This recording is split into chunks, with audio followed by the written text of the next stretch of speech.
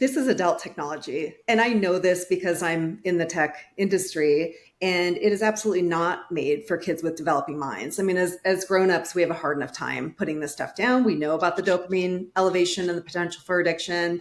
And this is the only item out there that I can think of that is not regulated, that is potentially an adult item. So I'm thinking about gambling, I'm thinking about alcohol. We talked about cigarettes, right? All these other things that are considered adult things are regulated. So this is, to me, the only one I can think of that's left like that. So It is. I mean, it's funny because you said made for kids. What's so crazy is it's not safe for kids. right.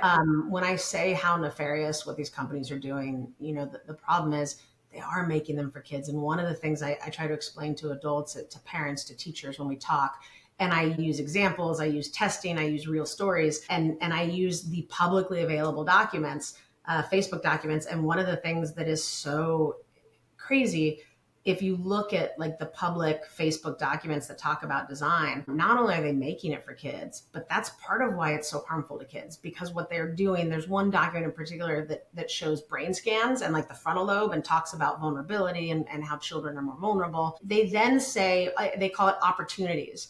The opportunities, they'll say things like, let's put lower quality content in their feed. Yeah. Let's do this, let's do that, right? They are designing, they know these products are dangerous to kids. They don't let their own kids use them, but they're then designing them to target children, Yeah. which makes them more harmful to kids, more sticky, if you will, to children.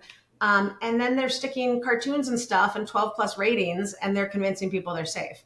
It's bad. I mean, I don't know what that line between civil and criminal liability is, but I also struggle to understand, like, if a car company was out there putting exploding cars onto the market and people were dying, and the regulators came and said, hey, stop doing that. And they said, well, make me. Yeah. Like, at some point, do we look at this and say, no, like, you're actually killing people though. Yeah. And you know it. And we've asked you to stop, and you know it, and you need to stop. Like, at what point do we say, like, hey, if you don't stop hurting people on purpose, like you can't do that. I don't know. I don't know the answer.